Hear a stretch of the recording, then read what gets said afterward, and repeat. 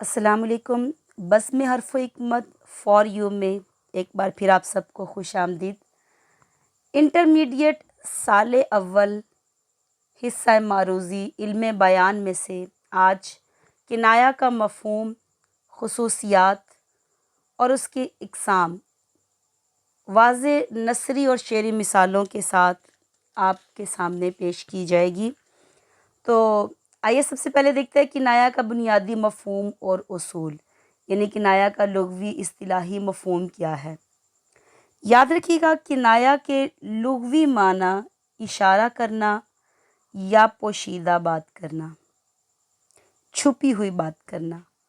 لفظ کنایا عربی زبان کے مادے کنئی یا کنو سے ماخوذ ہے، جس کے معنی کسی بات کو صراحتاً کہنے کی بجائے پوشیدہ انداز میں اشارتاً بیان کرنا ہے۔ علم بیان کی اصطلاح میں ایسا لفظ جو اپنے حقیقی معنی کی بجائے لازمی یعنی مجازی معنوں میں استعمال ہو، لیکن اس کے حقیقی معنی مراد لینا بھی جائز ہو، اور حقیقی معنی کے لیے کوئی روک ٹوک یعنی قرینہ مانع نہ ہو۔ آسان لفظوں میں کہہ لیں کہ علم بیان کی اصطلاح میں جب کسی لفظ کو اس کے حقیقی معنی کی بجائے مجازی معنوں میں اس طرح استعمال کیا جائے کہ مجازی معنی مراد ہونے کے باوجود حقیقی بھی لیے جا سکے۔ جیسے ایک مثال کے طور پر، سہیل کے بال سفید ہو گئے مگر بات کرنے کا سلیقہ نہ آیا۔ اب بال سفید ہونا، حقیقی طور پر تو یہ بالوں کا سفید ہونا یہ حقیقی معنی ہے اس کا، اور دوسرا مجازی معنی یعنی بال سفید ہونا مراد ہے بڑھاپا آ جانا۔ تو اب دونوں اس کے اندر پائے تھے، لہٰذا یہ کنایا ہوا۔ یا مہنگائی کا یہ زمانہ سفید پوشوں کے لیے عذاب بن گیا ہے۔ سفید پوش حقیقت معنوں میں تو سفید کپڑے پہننے والوں کو کہتے ہیں، لیکن مجازی معنوں میں سفید پوش سے مراد غیرت مند لوگ جو دوسروں کے آگے ہاتھ نہیں پھیلاتے۔ یا اسی طرح شاعر کہتا ہے کہ جور سے باز آئیں پر باز آئیں کیا، کہتے ہیں ہم تجھ کو منہ دکھلائیں کیا۔ اب اس شعر میں منہ دکھلائیں کیا کنایا ہے، اس سے مراد محبوب کا عاشق کے سامنے نہ آنا بھی ہے، اور محبوب اپنے سابقہ مظالم کی وجہ سے شرمندہ ہونا بھی ہے۔ کنایا کے بنیادی ارکان اور اصول کیا ہے؟ اصول دیکھیں کہ لازم اور ملزوم۔ کنایا میں ملزوم کہتے ہوتے حقیقی معنی بول کر اس کا لازمی نتیجہ یعنی مجازی معنی بھی مراد لیے جاتے ہیں۔ نمبر 2، قرینہ معنی کا نہ ہونا۔ استعارہ کے برعکس کنایا میں حقیقی معنی مراد لینے پر کوئی ممانعت نہیں ہوتی۔ اور نمبر 3، بلاغت اور شائستگی ہے۔ بات کو سیدھے طریقے سے کہنے کی بجائے اشارے میں کہنا کلام میں ادبی حسن، اعجاز اور شائستگی پیدا کرتا ہے۔ یاد رکھیے گا، کنایا اور استعارہ میں کیا فرق ہے۔ استعارہ اس میں حقیقی معنی مراد دینا ناممکن ہوتا ہے، یعنی استعارہ جو ہوتا ہے اس میں شعر آیا سے مراد جو ہے نا وہ شعر کا آنا نہیں ہوتا، بلکہ مراد ہے بہادر انسان، یعنی اس میں حقیقی میں معنی مراد لینا ناممکن ہوتا ہے، جبکہ کنایا میں لازمی معنی کے ساتھ ساتھ حقیقی معنی بھی بالکل ممکن اور ہو سکتا ہے۔ مثلا اس کا ہاتھ تنگ ہے، اب اس سے مراد مفلسی بھی ہے، مگر واقعی ہاتھ چھوٹا ہونا بھی ناممکن نہیں ہے، یعنی اس کا ہاتھ بالکل چھوٹا ہے، تو اس میں بھی۔ آئیے اب کنایا کی جو ویسے تو بہت سی اقسام ہے، لیکن ہم آپ کے سامنے جو آپ کے سلیبس میں مشہور اقسام ہے اس کے بارے میں دیکھیں گے۔ سب سے پہلے دیکھیں کنایا قریب۔ کنایا قریب جس میں صفت سے موصوف یا لازمی معنی تک پہنچنے میں کوئی واسطہ نہ ہو اور ذہن فوراً اصل مراد تک پہنچ جائے۔ مطلب ابھی کوئی لفظ ایسا استعمال ہوا ہے کہ ہمیں کوئی واسطوں کی ضرورت نہیں پڑی، بلکہ ایک ہی بات ایسی کی ہے، اس ایک ہی بات کہنے سے فوراً ہمارا ذہن اس طرف چلا جاتا ہوتا ہے۔ مثلا سفید داڑھی، یعنی سفید داڑھی اب یہ بزرگی یا بڑھاپے کی علامت ہوتی ہے۔ آرنی گوئے تور، یعنی حضرت موسیٰ علیہ السلام کے بارے میں پتہ چل جائے گا، آرنی یعنی میں دیکھنا چاہتا ہوں، گوئے تور، تور کے اوپر جو کہا جنہوں نے، فوراً حضرت موسیٰ علیہ السلام کی طرف اشارہ چلا جائے گا۔ شاعر کہتا ہے، شعر میں دیکھیں تو آپ دیکھیں، غیرت ماہ کہے خسرو انجم مجھ کو، نام کو داغ ہوں کیا جانتے ہو تم مجھ کو۔ اب اس میں خسرو انجم کا لفظ استعمال کیا گیا، یعنی ستاروں کا بادشاہ۔ اب ستاروں کا بادشاہ کون ہے؟ سنتے فوراً ہمارے ذہن میں آ جاتا ہوتا ہے فوراً سورج، ستاروں کا بادشاہ سورج ہے، لہٰذا ہمارے خسرو انجم سے مراد ہوا سورج۔ یہ کنایہ قریب ہے، اس میں کوئی واسطہ نہیں ہے۔ دوسرا ہے کنایہ بعید، دور، بعید یعنی دور۔ کنایہ بعید میں اصل مراد تک پہنچنے کے لیے متعدد واسطوں اور غور و فکر کی ضرورت پڑتی ہے، ذہن یکلخت وہاں تک نہیں پہنچتا۔ یہ کنایہ قریب سے بالکل برعکس ہوتا ہے، اس میں غور و فکر کرنی پڑتی ہے، دو تین باتیں کرنی پڑتی ہے، کوئی دو چار واسطے ڈائریکٹلی نہیں بلکہ انڈائریکٹلی دو تین واسطوں کے باعث وہاں پہنچنا پڑتا ہے۔ جیسے جس کے باورچی خانے سے دھواں ہمیشہ نکلتا ہو، جیسے مطلب دھواں ہمیشہ نکلتا ہو۔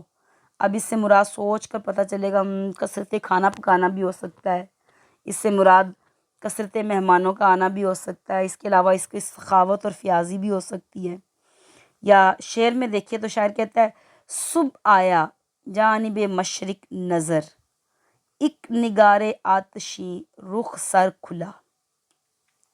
اب دیکھیں اس میں ڈائریکٹ سورج کا نام نہیں لیا گیا بلکہ چند صفات کا ذکر کیا گیا ہے، جیسے صبح کو آیا، مشرق کی طرف سے آیا، نگار آتشی ہے یعنی چہرہ اس کا وہ دمک رہا ہے، اور رخ سر کھلا یعنی بہت کھلا ہوا ہے اس کا۔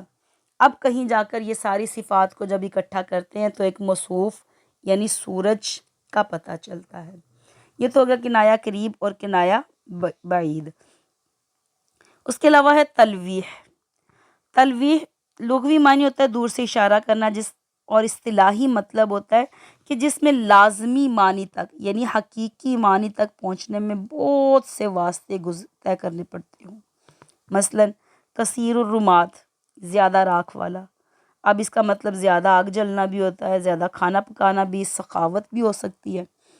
یا شعر ہے الغرض مطبخ اس گھرانے کا، رشک ہے آبدار خانے کا۔ اب اس شعر میں کسی گھر کے باورچی خانے کو آبدار خانے کی طرح ٹھنڈا بتایا گیا ہے۔ باورچی خانے کے ٹھنڈا ہونے سے مراد گھر میں آگ کا نہ جلنا بھی ہو سکتا ہے، فاقہ کشی بھی ہو سکتا ہے، کنجوسی بھی ہو سکتا ہے۔ لہذا اس میں مختلف جو ہے نا لازمی معنی تک پہنچنے کے لیے مختلف واسطے طے کرنے پڑتے ہیں۔ نمبر 4 رمز۔ رمز لغوی معنی ہے آنکھ یا ابرو سے اشارہ کرنا، اور اصطلاحی معنی ہے جس میں واسطے کم ہو مگر بات میں تھوڑی باریکی اور پوشیدگی ہو، یعنی کنایا میں کافی زیادہ پوشیدگی ہو، ریا نہ ہو، اسے رمز کہتے ہیں۔ مثلاً عریض القفا، چوڑی گدی والا۔ اب اس سے مراد بے وقوف بھی ہو سکتا ہے، غافل شخص بھی ہو سکتا ہے۔ یا شاعر کہتا ہے سیاہی منہ کی گئی، دل کی آرزو نہ گئی، ہمارے جامہ کہنا سے میں کی بو نہ گئی۔ اب منہ کی سیاہی جانے سے مراد بالوں کا سفید ہونا ہے، مطلب یہ کہ عاشق بوڑھا ہو گیا مگر اس کے دل کی خواہشات ختم نہ ہوئی۔ ایما۔ ایما کا لغوی مطلب ہوتا ہے ہاتھ یا سر کا اشارہ، اور ویسے اس کا مطلب ہے جس میں واسطے بہت کم ہو اور مقصد بالکل واضح ہو، یعنی اس میں کوئی کسی قسم کا زیادہ نہیں دیکھنا پڑتا، اشارہ واضح ہوتا ہے۔ مثلاً کشادہ پیشانی یعنی خوش اخلاقی سے پیش آنا۔ اور اس کا شعر ہے جوا ان کی دن رات کی دل لگی تھی، شراب ان کی گٹی میں گویا پڑی تھی۔ اب گٹی میں شراب پڑنا کنایا ہے، اس سے مراد یہی ہے گٹی میں پڑنا یعنی ابتدا سے، پیدائش سے، ابتدائی عمر سے شراب کا عادی ہے۔ چونکہ اس کنایا کو سمجھنے میں دماغ پر زیادہ زور دینے کی ضرورت پیش نہیں آئی، لہٰذا یہ ایما کے زمرے میں آئے گا۔ اس کے علاوہ ہے تعریض۔ تعریض کا لغوی معنی ہوتا ہے اشارے کے ذریعے، طنز کے ذریعے کسی پر چوٹ کرنا۔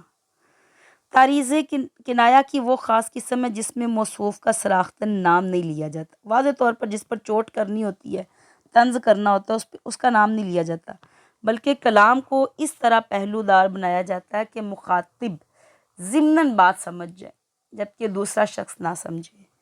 مطلب کسی پر طنز کرنا یہ تعریض کہلاتا ہے۔ مثلاً کسی بخیل یا ظالم شخص کی موجودگی میں کہہ دینا کہ شریف اور سخی انسان وہی ہے جو غریبوں کا خیال رکھے۔ اب جو بخیل یا ظالم ہوگا اس کو فوراً سمجھ آ جائے گی کہ بات کس کو کی گئی ہے۔ یا یوں بھی ہو سکتا ہے، شاعر کہتے ہیں ہم ہی بدنام ہیں، جھوٹے بھی ہم ہی ہیں بے شک، ہم ستم کرتے ہیں اور آپ کرم کرتے ہیں۔ یعنی اب اس شعر میں محبوب کی ستم ظریفی کے بیان میں قرینہ رکھا گیا ہے۔ بظاہر شاعر نے عاشق کو بدنام، جھوٹا اور ستمگر کہا ہے، لیکن غور کرنے پر معلوم ہوتا ہے کہ شاعر کی مراد عاشق نہیں بلکہ محبوب ہے۔ تو امید ہے کہ آپ کو سمجھ آ گئی ہوگی کہ کنایا علم بیان کا وہ لطیف اور بلیغ طریقہ ہے جو کلام میں فصاحت، اجاز اور دل فریبی پیدا کرتا ہے۔ اس امید کے ساتھ کہ اللہ تعالیٰ ہمیں آسانیاں تقسیم کرنے کی توفیق عطا فرمائے۔ شکریہ۔